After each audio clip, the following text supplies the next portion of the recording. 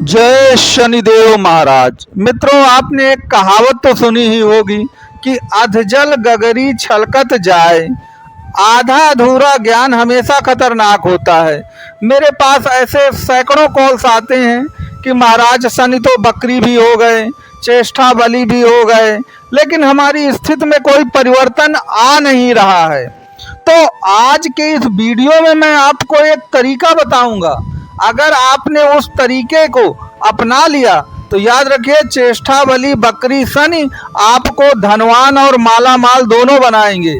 लेकिन यदि आपने उस तरीके को नहीं अपनाया तो याद रखिए, बकरी शनि का फिर आपको लाभ नहीं मिल पाएगा।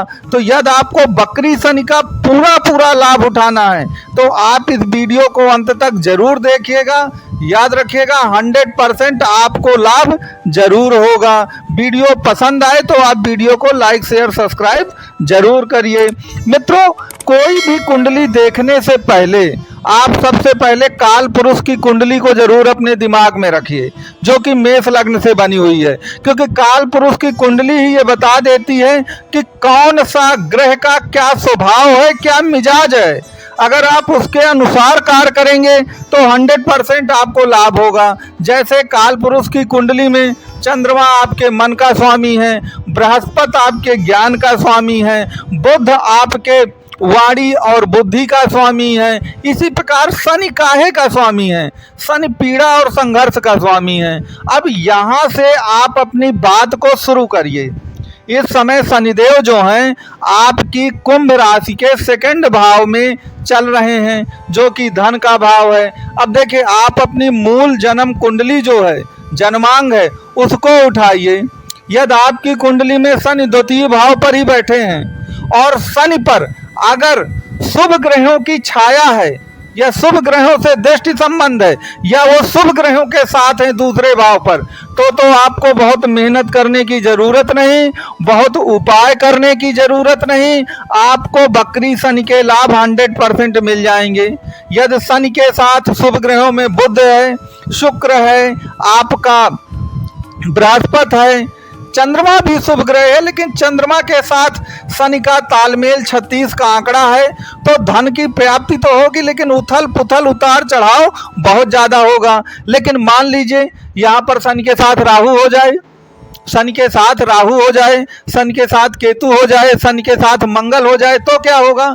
तो फिर यहाँ पर याद रखिएगा कि दूसरे भाव पर अगर शनि के साथ पापक ग्रह हैं, हम उदाहरण के लिए राहु को लेते हैं, तो देखिए दोनों वायु तत्व प्रधान ग्रह हैं और दोनों विदेश विभाग को रिप्रेजेंट करते हैं, दूर स्थान को। तो अगर आपको बकरी शनि का लाभ चाहिए तो आपको अपने स्थान से बहुत दूर जाना होगा, तभी याद रखिए धन की प्राप्ति होगी। दूसरा भाव कुटुंबियों का भी है, तो आपको अपने कुटुंबियों से बहुत दूर जाना होगा, तब जाकर के लाभ मिलेगा।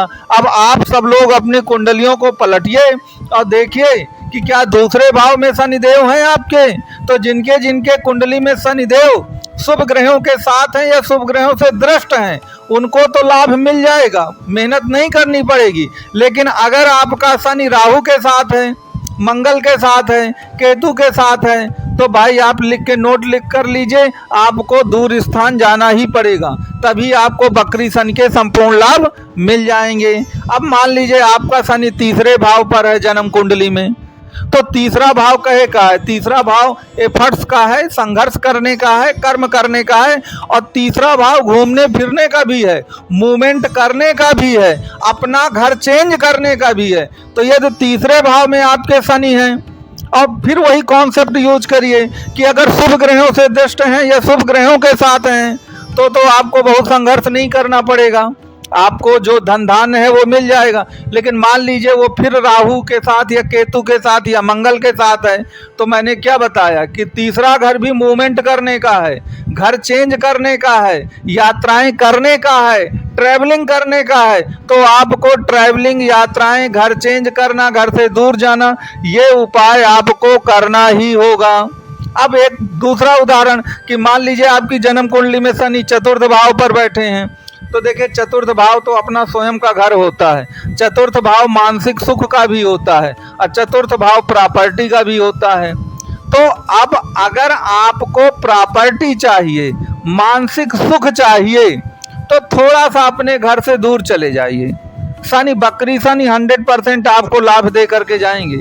अब यहाँ पर भी आपको वही कॉन्सेप्ट यूज करनी है कि वो शुभ ग्रहों के साथ हैं या पापक ग्रहों के साथ हैं। माना कि इसमें और बहुत सारी ज्योतिष की विधाएं लागू होंगी कि वो किस नक्षत्र में हैं, कितनी डिग्री में हैं, तो यह आपकी जन्म कुंडली देखकर ही संपूर्ण विश्लेषण उसका बताया जाएगा। लेकिन जो मोटा मोटी हिसाब है वो हम आपको बताए दे रहे हैं। संपूर्ण कुंडली के बारे में विश्लेषण आप जानना चाहते हैं तो नंबर दिया गया है, आप इस नंबर पे कॉल कर सकते हैं, व्हाट्सअप कर सकते हैं। अब मान लीजिए आपके पंचम भाव में शनि है जन्म कुंडली में, तो पंचम भाव कहे का है, पंचम भाव अचानक सब कुछ पा जाने का है। तो क्या शनि अचानक सब कुछ देंगे? यदि शनि शुभ ग्रहों के साथ है तो अचानक आपको धनवान बनाएंगे। लेकिन मान लीजिए वो पापक ग्रहों के साथ हैं तो फिर आपको कुछ ना कुछ संघर्ष करना होगा, कुछ ना कुछ कर्म करना होगा। क्योंकि याद रखिए शनि कर्म के देवता हैं, शनि कर्म के देवता हैं। तो अगर पंचम भाव में जब वह शुभ ग्रहों के साथ बैठेंगे तो थोड़ा सा कर्म करके भी आप बहुत ज्यादा कुछ पा जाएंगे। लेकिन मान लीजिए वो पापक ग्रहों के साथ बैठे हैं तो फिर थोड़े से कर्म से काम नहीं चलेगा, फिर थोड़ा सा आपको ज्यादा एक प्रकार से एफर्ट्स लगाने पड़ेंगे तब जाकर। अब शनि मान लीजिए आपके जन्म कुंडली में 6वें भाव पर बैठ गया है तो याद रखिए 6वें भाव का शनि अति उत्तम माना जाता है, क्योंकि वह कंपटीशन और संघर्ष का है और शनि उसके प्रतीक हैं।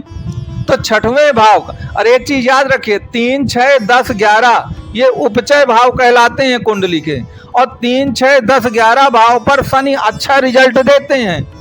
और 3, 6, 10, 11 जो भाव हैं यह आपके एक प्रकार से वायु तत्व प्रधान भाव आते हैं।